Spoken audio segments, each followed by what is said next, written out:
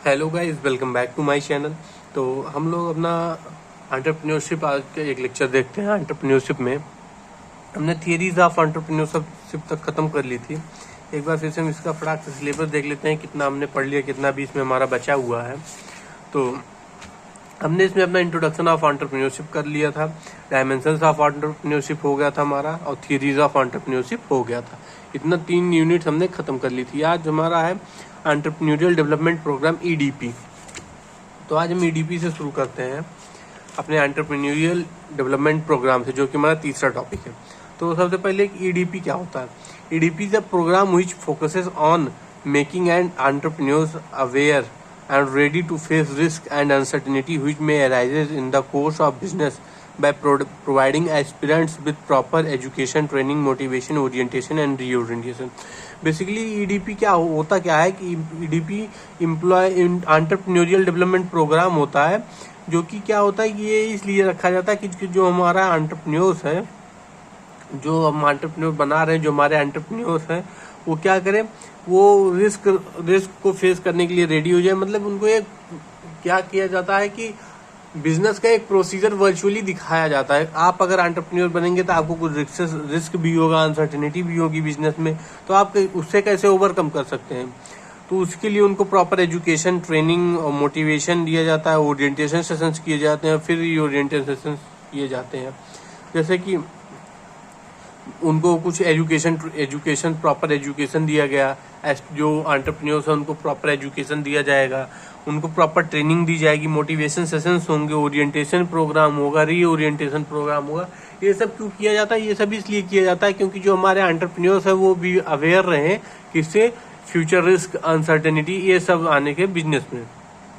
ठीक, उसके बाद अब फीचर्स ऑफ EDP क्या होता है। तो फीचर्स ऑफ EDP में वही जो अभी हमने पढ़ा कि education, training, motivation, orientation, reorientation, ये सब आ जाता है। मतलब ये पांचों चीजें क्या है, इसका फीचर्स है। एजुकेशन मतलब शिक्षा देना, ट्रेनिंग मतलब उनको किसी चीज के लिए ट्रेन करना, मोटिवेशन मतलब कि मोटिवेट करना कि आप ऐसे एंटरप्रेन्योर बन सकते हैं, ऐसा काम करेंगे तो आपको इतना प्रॉफिट होगा, ऐसे ग्रो करेंगे, ये सब ट्रेनिंग।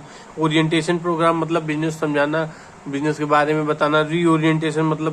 रीओरिएंटेशन मतलब जैसे जब ओरिएंटेशन प्रोग्राम हो जाता है तो कुछ लोग को ओरिएंटेशन में कुछ डाउट्स रह जाते हैं, तो रीओरिएंटेशन सेशन करना। ये हमारे फीचर्स आ गए। उसके बाद ऑब्जेक्टिव और रोल ऑफ EDP एस्पिरेंट्स। तो इनके क्या होंगे ऑब्जेक्टिव्स और रोल ऑफ EDP एस्पिरेंट्स। तो सबसे पहले इसमें हमारा है to make a successful business. इनका सबसे पहला मोटिव क्या रहता है, रोल क्या रहता है, ऑब्जेक्टिव, कि बिजनेस को सक्सेसफुल बनाना। तो दूसरा क्या है, to get accustom to risk and uncertainty. Risk और अनसर्टेनिटी के बारे में कुछ जानकारी ले लेना, कि मतलब कुछ जान लेना कि फ्यूचर में अराइजेज होंगी, कैसे अराइज हो। To know about various new technologies and techniques AI।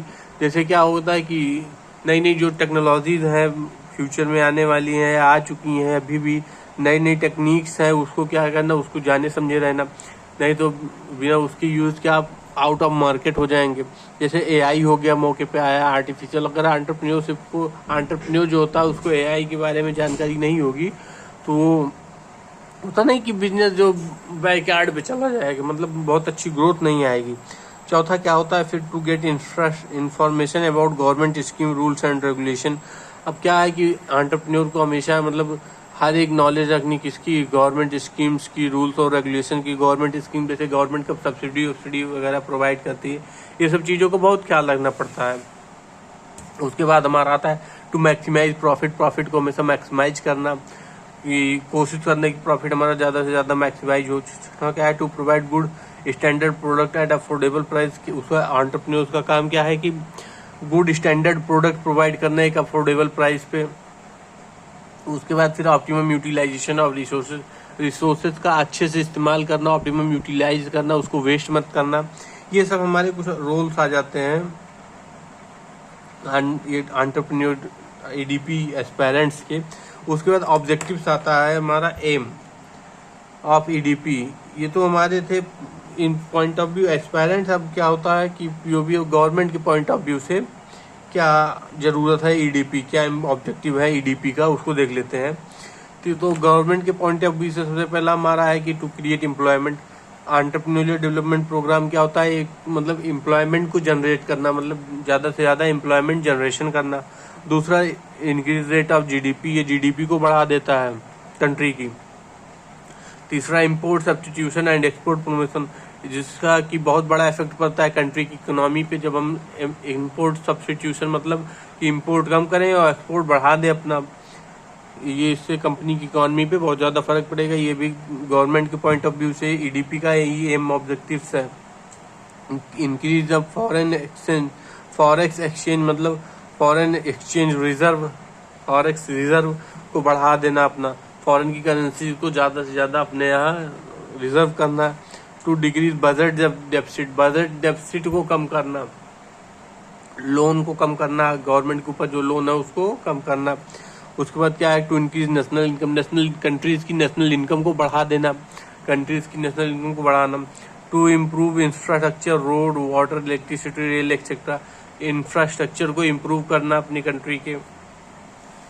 अब जैसे क्या होता है कि फेजेस आते हैं ईडीपी के, 3 तरीके के फेजेस होते हैं, एक प्री ट्रेनिंग फेज, एक ट्रेनिंग फेज, एक पोस्ट ट्रेनिंग फेज। तो जो प्री ट्रेनिंग फेज आता है हमारा, इसमें क्या है कि under this phase all the preliminary requirement are fulfilled and proper arrangements are made to conduct a smooth hassle free session. क्या होता है कि अंडर दिस फेज जितनी भी प्राइमरी रिक्वायरमेंट्स होती है वो सब फुलफिल की जाती हैं, प्रॉपर अरेंजमेंट्स किए जाते हैं ट्रेनिंग के लिए, और जो है एक स्मूथ कंडक्ट करवाया जाता है ट्रेनिंग का। ठीक, इसमें क्या स्टेप्स क्या क्या है कि मेकिंग अप्रोप्रिएट सिलेबस और curriculum required for a training as per the selected stream, कि जो हम जिस स्ट्रीम को लेके सिलेक्ट करके हम ट्रेनिंग करवा रहे हैं उसका एक प्रॉपर करिकुलम पहले बना लेना। ये पोस्ट प्री ट्रेनिंग फेज है, ट्रेनिंग से पहले हमको क्या क्या कर देना चाहिए। दूसरा है selection of trainers and giving them required training, क्या हमको सिलेक्शन, जो ट्रेनर्स है जो ट्रेनिंग देने आ रहे हैं उनको हमें सिलेक्ट कर लेना है पहले, उनको फिर रिक्वायर्ड ट्रेनिंग मतलब बातें बता देनी है कि हमको किस लेवल तक अपने एस्पायरेंट्स को ट्रेन करना है। उसके बाद तीसरा है कि arranging proper infrastructure such as man machine required for training, auditorium, refreshment and other activities.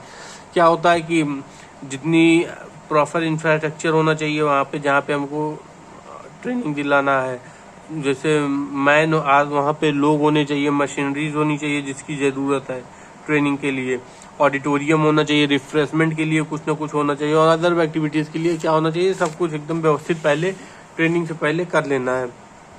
Short listing of aspirants candidate who have applied for the training session, फिर जितने लोग ट्रेनिंग सेशन के लिए अप्लाइड किए उसमें से एस्पिरेंट शॉर्ट लिस्ट करना।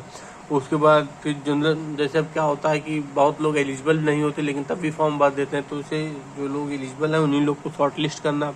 उसके बाद क्या होता है, introduction of special guest who is achiever in his field, फिर जो है हमको स्पेशल गेस्ट जो हमारा कोई होता है उसको बुलाना रहता है, उसको उसका इंट्रोडक्शन करवाते हैं सब लोगों से।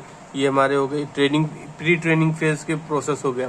अब क्या है ट्रेनिंग फेज दूसरा है हमारा। ट्रेनिंग फेज की क्या प्रोसेस है, तो सबसे पहले इसमें इंट्रोडक्शन करवाएंगे जिसमें कि an introduction the aspirants are provided with itinerary schedule of event. Itinerary मतलब शेड्यूल ऑफ इवेंट्स होता है mainly, given a short and brief description for the training as well as the trainer. सबसे पहले introduction में क्या होगा कि aspirant जो है वो इटरनरी मतलब शेड्यूल और इवेंट्स बताएंगे कि हमारा इतने टाइम पे ये प्रोग्राम होगा, इतने टाइम पे ये होगा, इतने पे ये होगा, और एक शॉर्ट एंड ब्रीफ डिस्क्रिप्शन दे देंगे ट्रेनिंग के बारे में, ट्रेनिंग में होने क्या वाला है और ट्रेनर कौन कौन है, कैसे क्या कंडक्ट करवा रहे हैं हम लोग, ये सब एक छोटे में वो दे देंगे, डिस्क्रिप्शन बता देंगे लोग। उसके बाद फिर है कंडक्टिंग द सेशन, फिर सेशन शुरू करना। सेशन शुरू करने में क्या है कि in this the whole session is kick started to the training is basically audio visual in nature along with participant for the aspirants. क्या होगा कि जो ट्रेनिंग सेशन होगा हमारा ऑडियो विजुअल होगा, मतलब आप देखेंगे भी, आपको सुनाई भी देगा। ऑडियो विजुअल का मतलब तो यही होता है। और उसके बाद क्या है, ये सेशन शुरू हो जाएगा इसी के साथ conducting of the session, participating में कि हमारे एस्पिरेंट्स जो है वो सब पार्टिसिपेट किए रहेंगे। उसके बाद क्या है hands on training. Hands on training क्या होता है कि जैसे कोई मान लीजिए कोई मशीनरी है उसको चलाना सिखा रहे हैं ट्रेनिंग में, तो जैसे पहले तो जो उसके एक्सपर्ट है वो आके तुमको बताएंगे, फिर किसी एस्पायरेंट में से एक लोग को बुलाएंगे, उनसे चलवा कर दिखाएंगे कि देखिए ऐसे ऐसे चलता है, आप लोग भी चला लेंगे, जिससे क्या होगा एक मन से डर खत्म हो जाएगा और आप चलाने लगेंगे। In this part the session of trainers cause the aspirant to come and demonstrate the working of a machinery all tool, मतलब वही कि पहले बताएंगे, फिर एक एस्पायरेंट्स को बुलाएंगे और फिर उससे चलवा कर दिखाएंगे कि ये बहुत ज़्यादा कठिन नहीं है, इसको आप भी चला सकते हैं। Question answer session with the special guest mentor where he और she share valuable experience of their journey और सक्सेसर। तो फिर लास्ट में क्वेश्चन आंसर सेशंस होंगे जो कि आपके गेस्ट आए होंगे उस फील्ड के, उनसे उनके साथ, जिससे कि आपको क्या हो, वैल्यूएबल फीडबैक मिले और काफ़ी कुछ सीखने को मिले। उसके बाद पोस्ट ट्रेनिंग फेज क्या होता है। In this phase the observation and conclusions are collected from the aspirant so that there can be improvement in future session. क्या होता है कि इस पोस्ट ट्रेनिंग में कि ऑब्जर्वेशंस लिए जाते हैं, लोगों से कंक्लूजन किया जाता है, जिससे क्या हो, जो हमारे एस्पायरेंट्स हैं वो इम्प्रूवमेंट कर सकें अपने अंदर फ्यूचर्स में। उसके बाद फिर इसमें पहला होता है हमारा फीडबैक लेना, कि it is an important because it helps in collecting the relevant data from the aspirant about how much they have learn, quality of syllabus, quality and capability of trainers and view of overall arrangement. तो जैसे क्या feedback में क्या होता है कि ये aspirant से कुछ रेलिवेंट डेटा कलेक्ट किए जाते हैं पूछताछ करके, जिससे कि क्या होता है कि मतलब जो वो ट्रेनिंग प्रोग्राम हुआ उसमें क्या क्वालिटी ऑफ सिलेबस था, मतलब उन्होंने क्या कितना सीखा, क्या सिलेबस था, उसके बाद कितनी उनकी कैपेबिलिटी है, उन्होंने कितना एडॉप्ट कर लिया है ट्रेनिंग सेशन से, फिर उनका ट्रेनर के प्रति क्या उनका ऑब्जर्वेशन था, ट्रेनर उनको सही समझा रहा था नहीं समझा रहा था, ये सब ओवरऑल फीडबैक में हम लेते हैं। उसके बाद फिर ओरिएंटेशन एंड रीओरिएंटेशन प्रोग्राम आता है। तो ओरिएंटेशन एंड रीओरिएंटेशन में क्या है, the training authority keeps a constant touch along with the trainer. जो ट्रेनिंग अथॉरिटी होगी वो ट्रेनर के साथ एक कांस्टेंट टच में रहेगी and the aspirant to track their progress and guide them. जो क्या करेंगे कि वो जो हमारे एस्पिरेंट्स हैं उनको उनकी जो प्रोग्रेस है उसको ट्रैप करते रहेंगे, मतलब देखते रहेंगे, एक नज़र रखे रहेंगे उस पर और उनको एक सही डायरेक्शन में गाइड करते रहेंगे।